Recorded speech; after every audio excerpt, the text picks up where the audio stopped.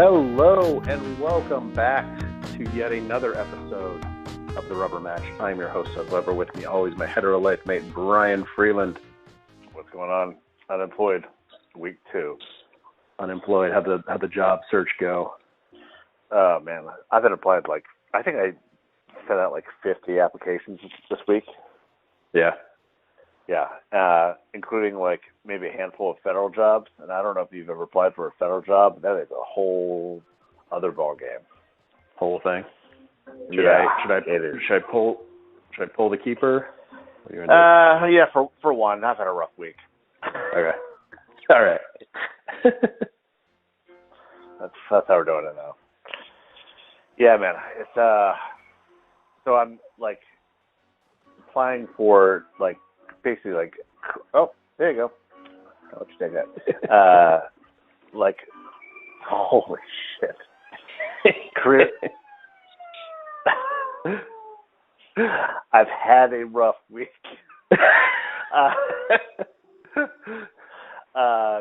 Career jobs in Maryland and the Mid-Atlantic, and then I could walk away from a job. Here, up here, one of those FUI quit jobs.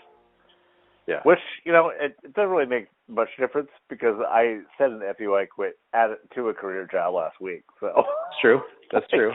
So there's really no distinction. Yeah. Oh my God. All right. Get that goalie out. Rask. Okay. Rask. Okay.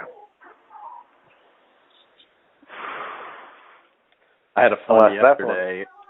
I'd say probably once every 2 months, I'll wake up due to allergies and things. I will have. I can usually feel it the night before that I'm having my nose is stuffed up, and that means that I'll have drainage through the night. Mm-hmm. And typically, what that means when I wake up, I'll have a headache, and then about an hour after I get up, I will throw up. It'll be my God. It'll be mainly mucus. But yeah, if I eat anything, I will definitely throw up. And the other times is just kind of you just need to give it time, but it will happen. Whoa, good shot. Yeah. So I woke up on Saturday morning and I was like, yeah, it's one of those days. I can feel it. No. But I also had to get Elliot ready for hockey. So I get her ready for hockey, and Anna's like, you don't look too great. I'm like, no, I'm not good. She was like, well, how about you get her ready to hockey, because I'm the only one that knows how to put her pads on. Okay. So she was like, why don't you come, and then we'll take 2 cars, and I'll stay with her after you get her ready, and then you can go home with Parker. And I was like, okay, that sounds good. And we get in the car, and I'm driving, and the bumps in the car, I can feel my stomach start turning. And I was like, oh, shit. And I start looking in my car, what can I throw up into? And the kids have this, this container that they have toys in. It's just a plastic container. And I was like, where's that container, Eddie? And she was like, it's right here. And I just dumped it. She was like, you dumped all the toys out. I was like, oh, yeah, I know. I'm going to throw up in it. So I just put it in front of my face and just start heaving into it. And she gets real quiet in the back seat, and I'm driving and throwing up at the same time. And usually after I throw up, is that easier in a Tesla? Can't you just put it on auto and throw up? I could, yeah. I do have autopilot, so I did put that on for a little bit. But it's still we were going through the neighborhood, so there were stop signs, and you can't really use it for the stop sign. Okay. So I just had to be able to pay attention and throw up. And I did it effectively, and so I just put the lid on it, and we went into hockey, and I put her pads on, and I was feeling better. And I was like, okay, because usually after I throw up, I'm like, okay, and then I get to a point where I'm my stomach's still a little queasy, and I'm like, well, I could get some food, but I don't know if I should, because if I do, I might throw up more.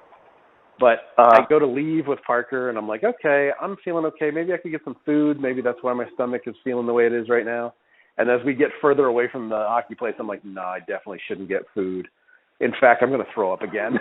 And I crack the top on it, and I deposit more into this container. Oh my God. And Parker's in the back, like, what's going on? And I'm like, I'm throwing up. And she was like, he's like, are you sick? I'm like, oh yes, I am sick.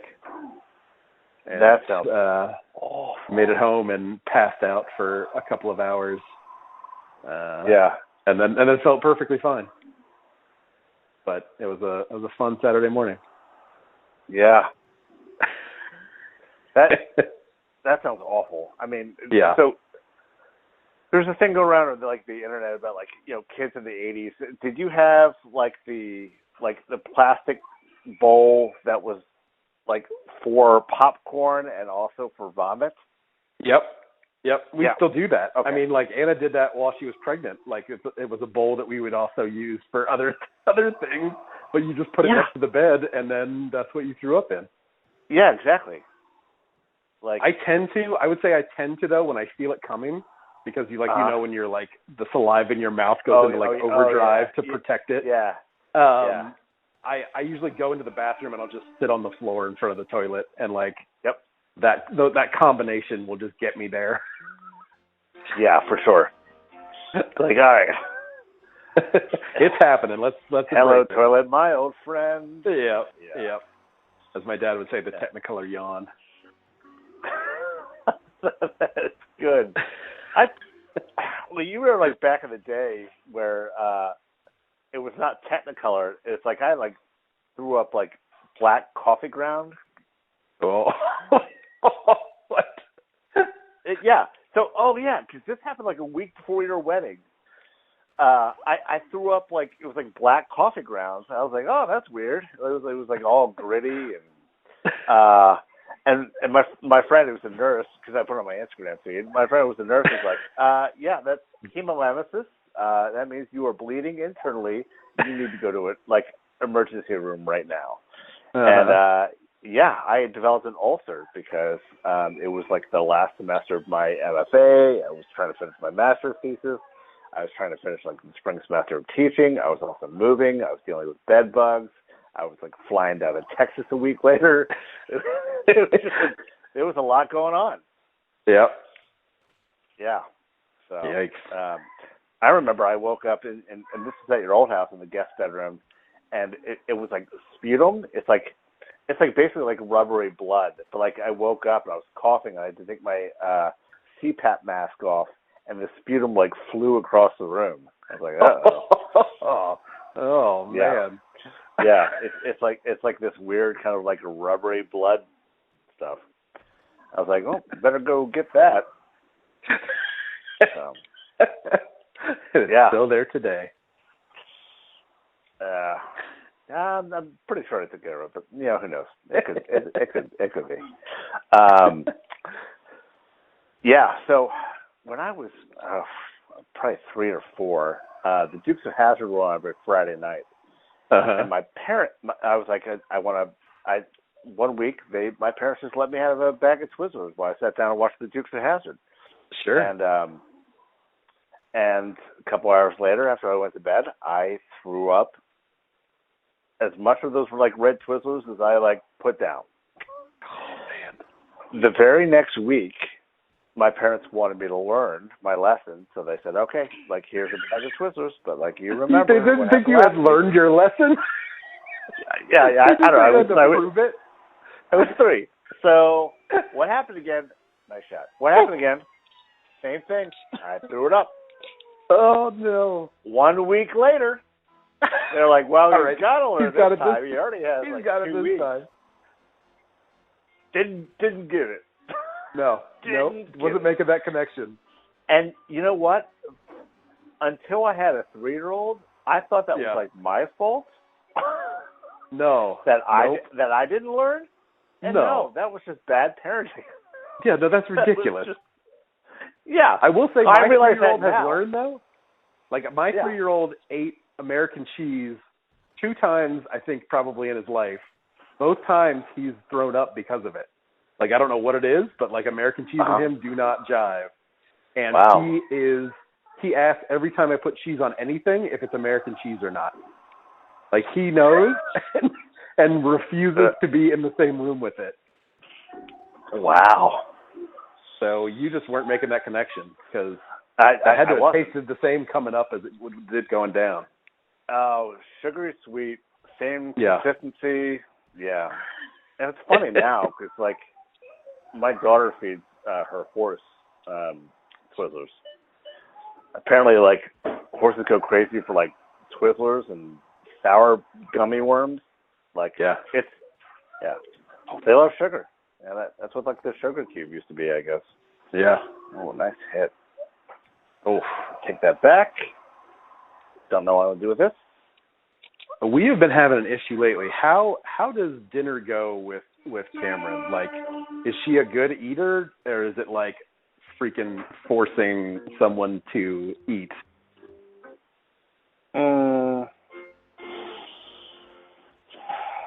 She is a pretty good eater. There are things. So we have in our rural house, like, you have to try it. Yeah. Whatever's on your plate, you don't have to finish it, but you have to try it. Yeah. Like, how do you know you wouldn't like it? That's like that old David Tell bit. You might like it. So, she has, and I wouldn't say she's adventurous. There are some old standards, like every kid likes pasta. Every kid likes macaroni and cheese. Yeah, those are old favorites. So I would say that she has like a pesto and tortellini at least once a night. But I would say, like, she doesn't give us too much grief. Yeah, I would say it's okay. Like, I'd like her to be like a more adventurous eater, but yeah.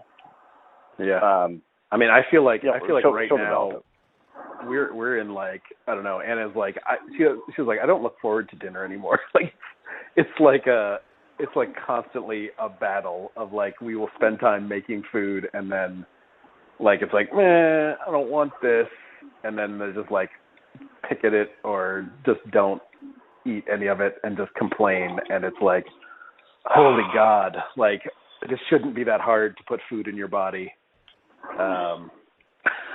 Like, she's like, this is one of the rings of hell, is making children eat their dinner. It shouldn't be this hard. So, I don't know if we've ever tried this, but I remember years ago. Oh man, I don't know what happened there. That goalie just dropped it. Yeah, Michael Pollan said that he had the same experience with his son, and one of the things that he found was successful was incorporating his son into making the dinner with him. So, like, his son has some, like, ownership, and it's easier said than done. I'm like, well, I'm a parent, I'm gonna do that. Sometimes I'm just like, get out of the kitchen, like, the stove is on, and, like, get out of the way. Yep. So, like, there's also an episode of Bluey about that. Like, oh, is there? It's like, where, like, Bluey wants to help mom make the dad an omelet, and the dad's for his birthday, and he's, like, starving upstairs because they, like, keep, or maybe it's bingo, but, like, they keep, like, she keeps, like, cracking eggs wrong, and, like, just, like, but she's like, you got to let her do it. But it's it's one thing to say it. It's another thing to, like, have to be able to, like, get the kids in bed by a certain time, or, like, take a bath before. It's like there are timelines to this. Yeah, you can't just be having a 3 and a 6-year-old attempting to make food for 20,000 hours.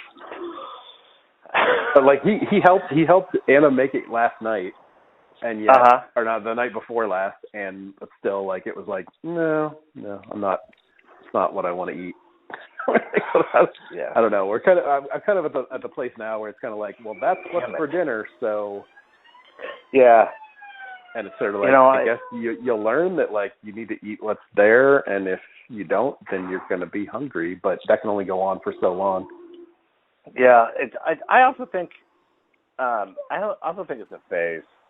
I don't know. I don't know how long it lasts, but, like. Yeah, I mean, like, Ellie's gotten a lot more adventurous lately. We like ordered like Chinese last night, and she wanted to like try water chestnuts, and like she likes bamboo shoots, and there's a lot of stuff that like she like wanted to try coconut curry like as her sauce on her noodles, and so I was like, all right, well this is I can live with this. But yeah, Parker. Nope, it's a very strict regimen as far as what he will and will not eat. Right. Well, Cameron and I are. So Cameron's always been pescatarian. I am primarily pescatarian. You know, but I don't know. I don't feel like that limits us a whole lot. Like, people were always like, "Well, what do you eat?" I was like, "Motherfucker, I eat the same things you do." Yeah. Like, with the exception of like 3 to 4 things. Yeah. Like, yeah. Yeah. All right, here. Give me 2. I might give you 3 off this week. Yeah, at least. Yeah. Oof. So we both watched The Last of Us this week, right? Yes. Yep. Watched it last Sunday. Okay. So we're probably the last people to talk about it on the internet. Motherfucker. Probably. Our show comes out 2 days after the next episode. Right. I mean, yeah, I thought it was really well done. Yeah, I like the fact that they're like staying pretty faithful. That Neil Druckmann is still attached. I mean, I couldn't see anybody like Weiss and Benioff trying to fuck that up. God damn it. So, I feel you have the Naughty Dog like core there with him, and then you have the showrunner from Chernobyl, right? Is the other guy that's running it? Yes. And then the same composer, Gustavo Santaolalla, which like completely that music sets the tone. That's good. Yeah, it's real good. Games. So, and his music just kills me. Yeah, it's good. So that theme, like during the titles, is so good. Yeah. And so that title sequence has like a very Game of Thrones feel to it, but it's like, like a little different, but it's got the same sort of like sweeping through while things are growing, and it's got it's got that same vibe. Course. Yeah. You know, I really appreciated that kind of epilogue, that opening from like the 68 or 70s. Like, I think the games didn't have it. I don't think the games needed it, but like I appreciated, for the sake of it being a different medium, I appreciated it being there. I cannot believe I haven't even got. There we go. Taking too long. I think the casting choices are interesting. I wasn't completely sold on Bella Ramsey in that role. I'm not. She was kind of the weakest part of it for me, which I was kind of surprised by. Yeah. Because I mean, I thought she was awesome in Game of Thrones with the part that she had, and it could just be like also like when you meet Ellie, she's very she's obviously been through a lot and is very standoffish, so maybe it's just going to take a little bit of time to like for her to warm up to like the situation and everything. Right. And maybe that's where the performance will sort of come in. But yeah, I hope so. That was kind of the weakest part of that episode for me. Right. It's like, she's got to be tough. That's fine, but like, like she like softens up and I think everything else. And I'm curious to see how many elements from the second game are going to be sprinkled or hinted at in the first season. Because I don't know if you watched afterwards, but it was like what to expect this season. Yeah. And it looks like they're doing the entire first game in the first season based off of what I saw. So. I mean, I think that would make sense. I think so too. I could see this, like, if they're going to do both games, I could see this being maybe a 3-season run, and I'd be fine with that. like, I do not like shows that overstay their welcome. I mean, it's going to be interesting, though, right? Because, like, she's going to have to carry the show in that second season. Right?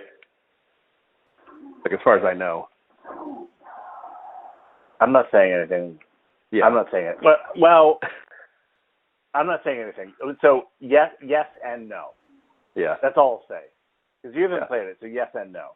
The second game relies heavily on flashbacks, and typically I'm like dubious of flashbacks, but like you kind of need it for some emotional anchoring. Yeah. In terms of characterization, that didn't even have the puck. Just no, you just hit people. Get out of there. So, here's what we had to do. My wife and I, because we like share a wall with our daughter's bedroom, and our daughter's having a tough time going to sleep. My wife watched it on her phone with her headphones in. I watched it on my iPad with my headphones in. We both looked over at each other. It was like, all right, do you have an hour and 28, 11 seconds? Okay, I have an hour and 28, 11 seconds. On the count of three, and we're like mouthing this to each other. Let's sync it up and go.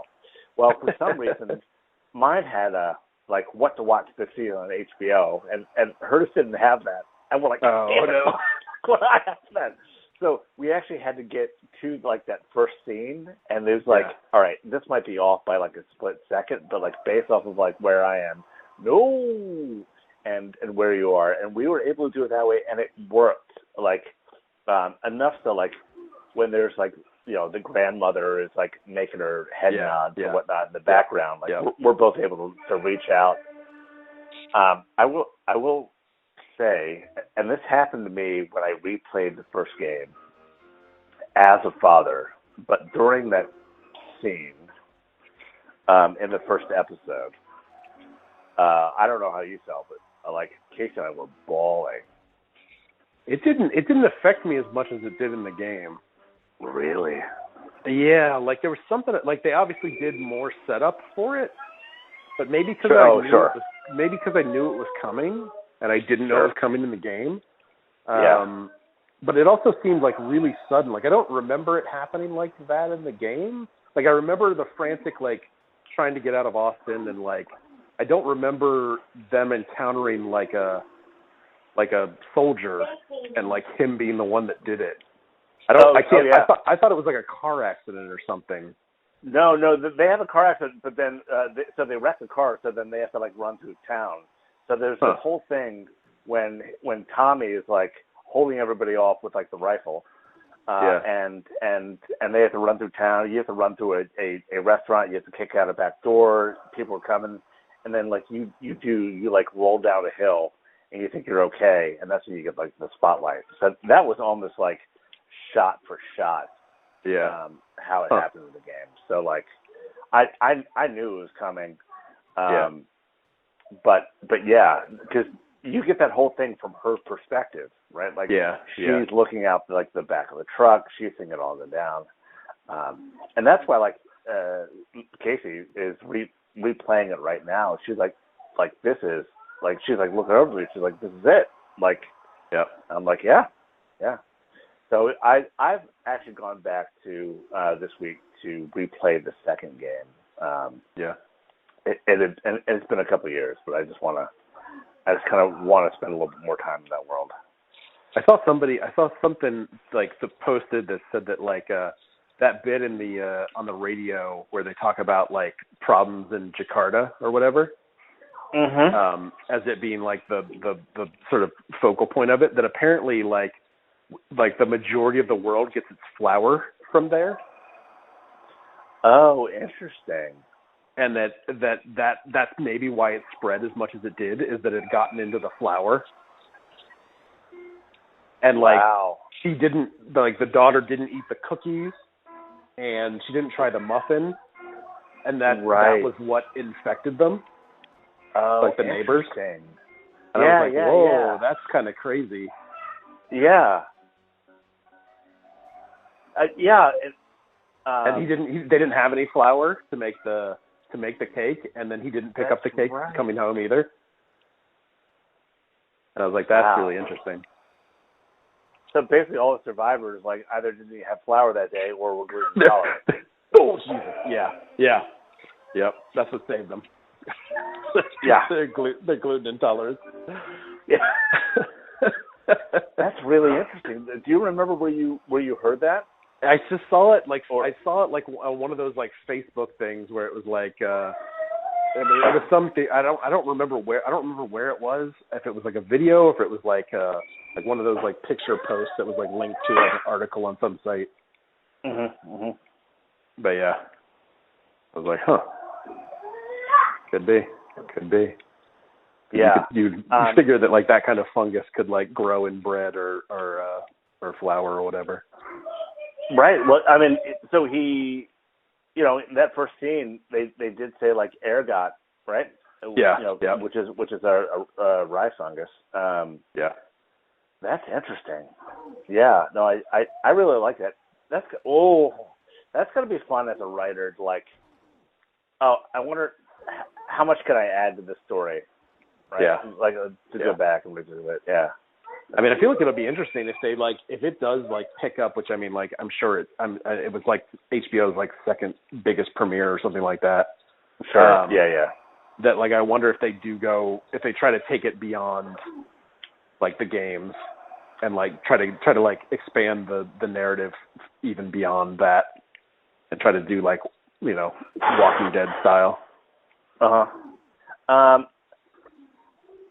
Did you ever watch or read the graphic novel Y: The Last Man?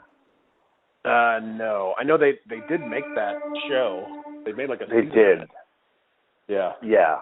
I think it got canceled like after one season. It did. Yeah. So HBO was like going to pick it up at some point, and I was like pretty excited about that because I think they have a pretty good track record. And then Hulu picked it up, and I was like, I do not feel great about this. Like it could be, Hulu could be hit or miss. Like lately, I think their movies have been okay. I agree. But I watched it and I was like, this is just that was a graphic novel series that was just near and dear to my heart, and Hulu fucked it up. So, but in terms of like dystopian, like I've been thinking about this a lot. Like, what dystopian worlds have been rendered like best in like game or TV show and movies, and I don't know. Like as a gamer, I really like that context. Like as someone who is a like collector of stuff, I spend a lot of time frantically searching and ravaging through like people's like abandoned houses, like pick up all the stuff. Like the first thing that on my like character trees that I tend to build are like backpacks or ways to carry more stuff. So yeah, I don't know. I like seeing that world rendered. Ooh, Jesus. Yeah, that's about it. Like we haven't, I've been playing part 2 and then watched that premiere. This is like the first show that my wife and I have like tried to watch together in a while. Like probably since 2014. No. Yeah, so I think the last show we tried to watch together was like 9 years ago.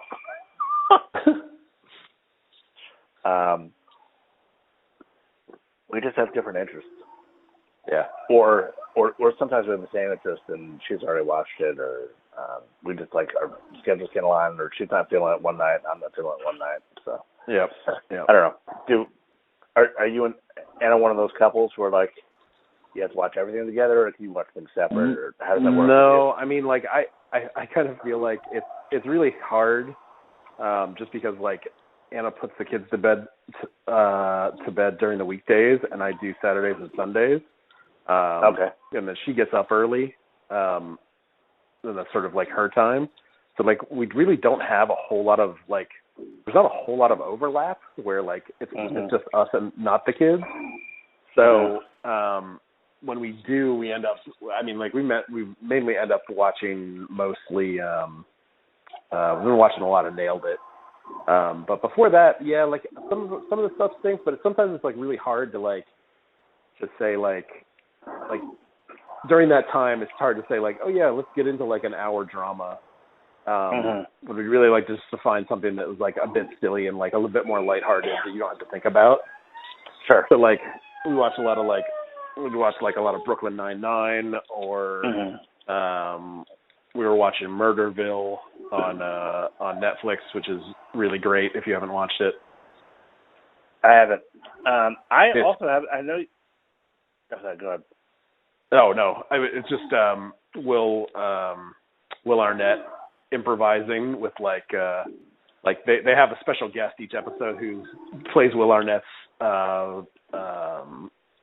partner, and he's like a homicide detective. And they come in with no script, but there's a script already, and they have to like go along with whatever's happening in the scene. And like they get like Marshawn Lynch is in the first season, and Ken Jeong is in one of the episodes. But it's really funny. It's really funny. And they did a Christmas special that was really good. But yeah, it's a lot of fun. And I did introduce her to Paul T. Goldman this past week, and we watched the first 2 episodes, and the second episode I started to feel like I'm not sure how much of it is true,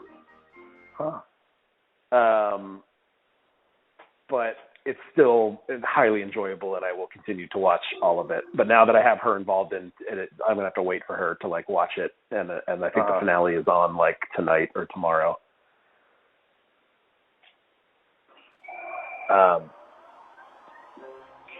Let's go back to just 2. But yeah, that's what I was thinking. Okay. Cool. Oh, that fucking pass. So yeah, I would like to watch Last of Us with her, but then like I know it's gonna be like it's just really hard for us to watch episodes together. So it's gonna be, do we want to like spend the limited time that we have together like watching something that's probably gonna be pretty depressing? Yeah, just hard.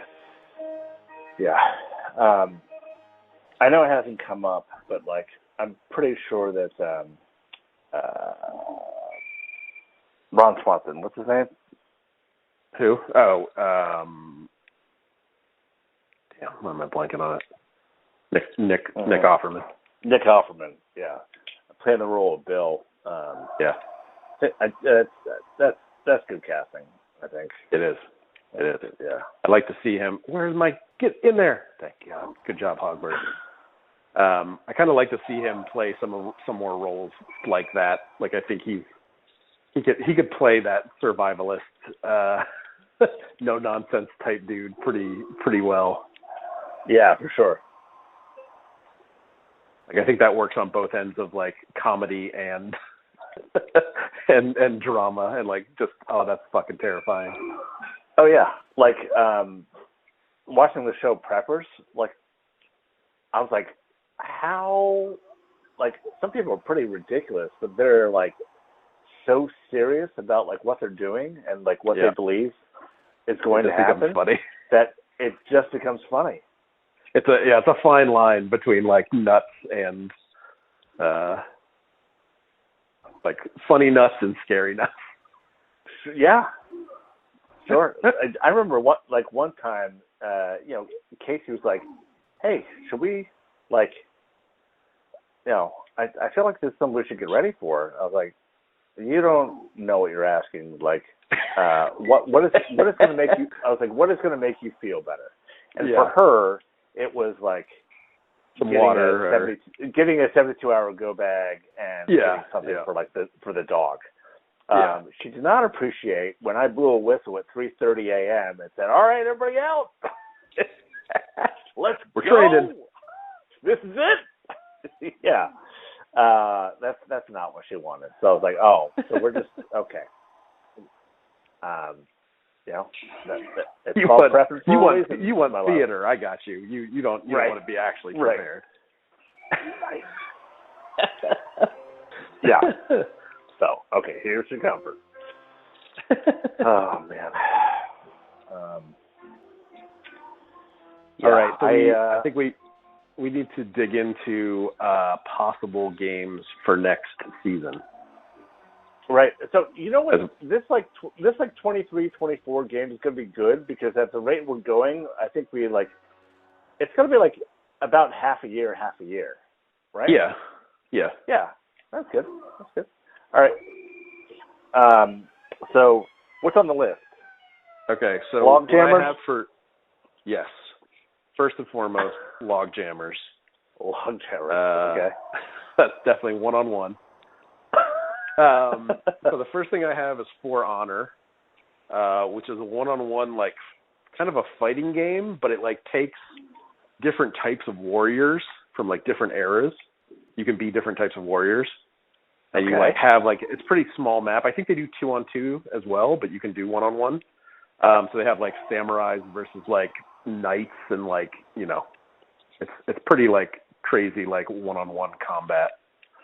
So there's that. Then I've got Rocket League. I don't know if you've ever played any Rocket League. I haven't. You wanted me to play Rocket League like a couple years ago. Yeah. Oof. It's still really good as far as a soccer car game goes. Like it's pretty wild how well it works.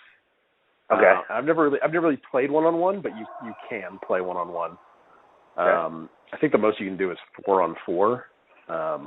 But yeah, you can do one-on-one on there. And then we've got there's some golf games. Obviously, like any of the EA stuff, you know, they've got PGA Tour, you know, they got FIFA, they got Madden. There's basketball games, like any of the sports games we can obviously do. But there's also like Everybody's Golf, which is a bit more like Hot Shot type golf, like a little more cartoony. Okay. There's those types of golf games. There's Multiverses, which we talked about. You can play that one-on-one. That's just sort of straight up, you know, Smash style fighting game. Mm-hmm. Brawlhalla, which I think is kind of similar. There's Windjammers, which we've kind of discussed, and we've played a little. I showed you a little bit of it. Yeah.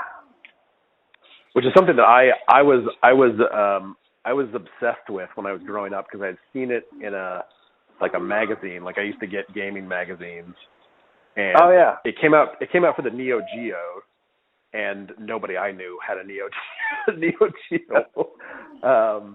And I think I remember I never saw it actually in action. I just saw the screenshots, and I was like, well, that sounds really cool. So it's like a frisbee game, but it's like hockey. So you're like trying to throw it into goals, and there's like different points at different sections of the goals.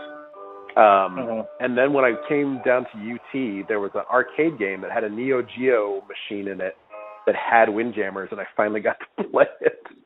But then they released a port of it on the PlayStation Network, and I think they have a sequel too that they made. Somebody made a sequel, but I don't know how good it is. But the original is really good.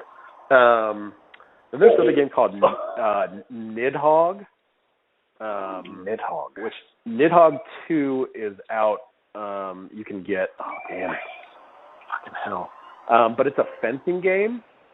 So like you're trying to. It's really low poly graphics, but the point of the game is for you to reach the one side of the screen. Like there's multiple screens, and you keep moving forward. The other person drops down in front of you, and like if you kill them, then you keep running the other way. So it's kind of like a tug of war fencing game almost.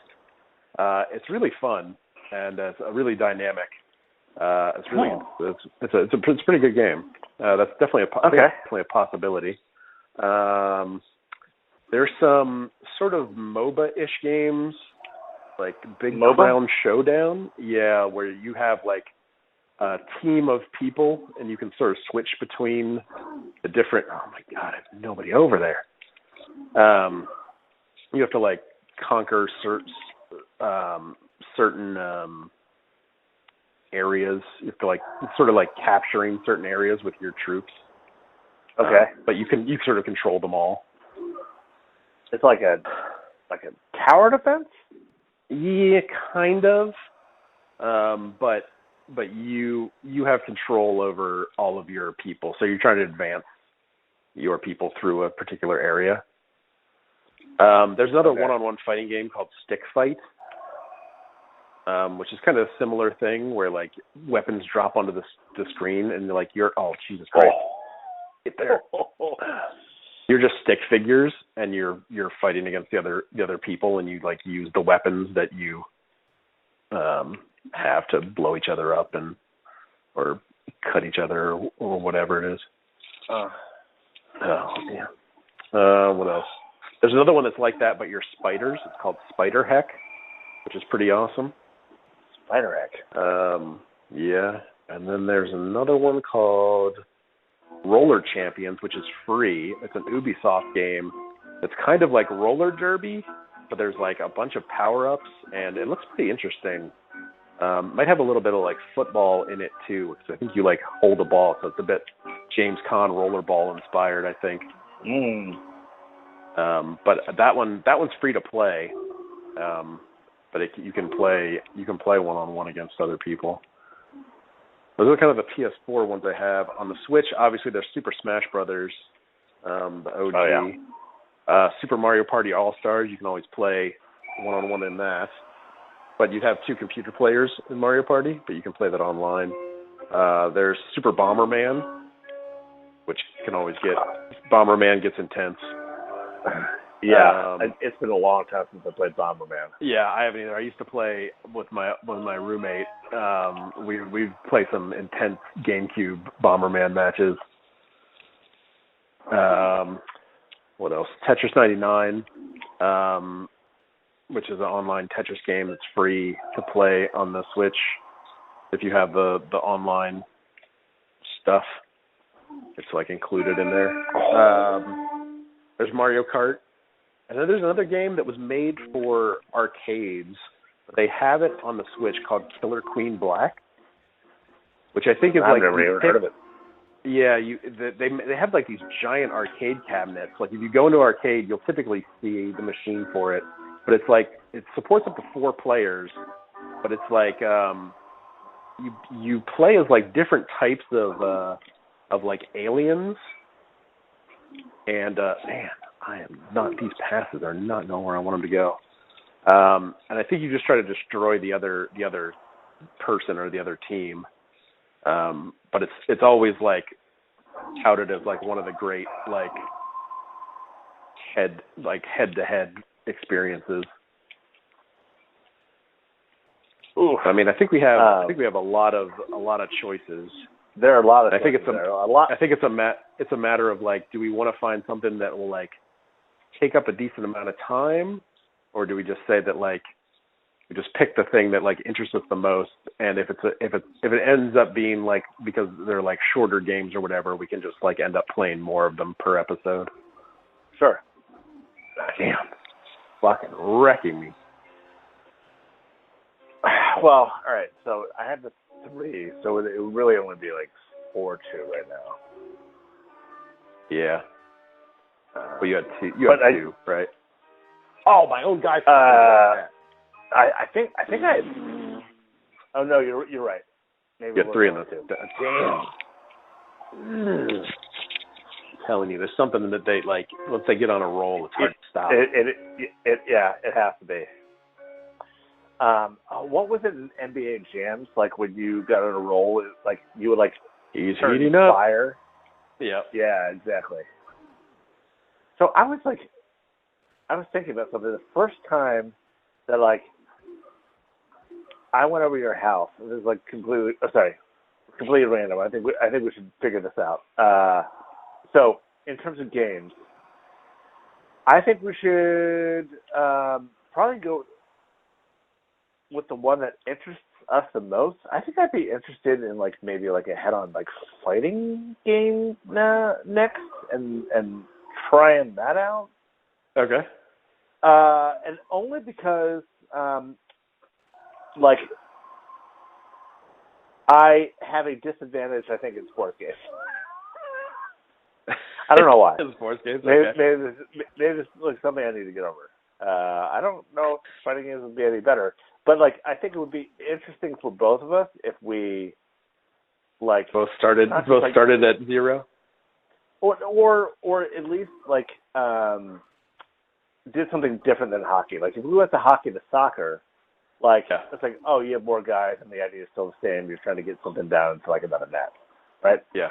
Or even with football, you have a team and it's a team sport and you're trying to get one thing down to the other end. So I think doing something different than that, whether it's a game or a puzzle game or something different, really shake us up. And then, I think that would be. Those are just my thoughts. But I'm actually excited about how many choices we have. Yeah, there may even be more. If anybody knows of any other one-on-one game experiences, and for PS4 we could do games that are also couch co-op, because that's what this game is really.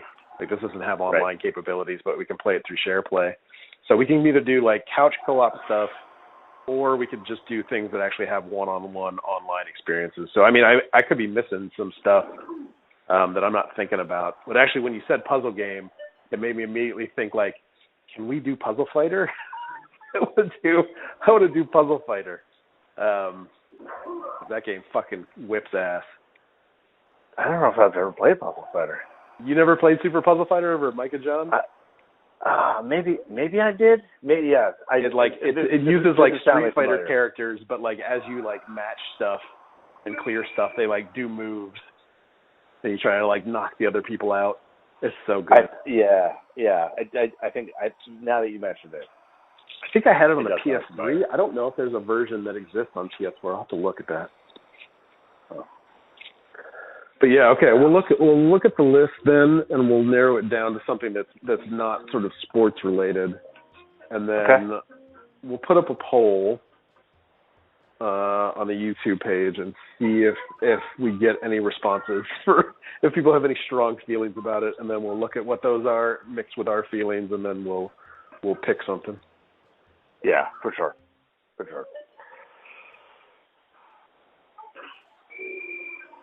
I would love Mario Party though, because but that playing Mario Party for 24 episodes is man, that's brutal.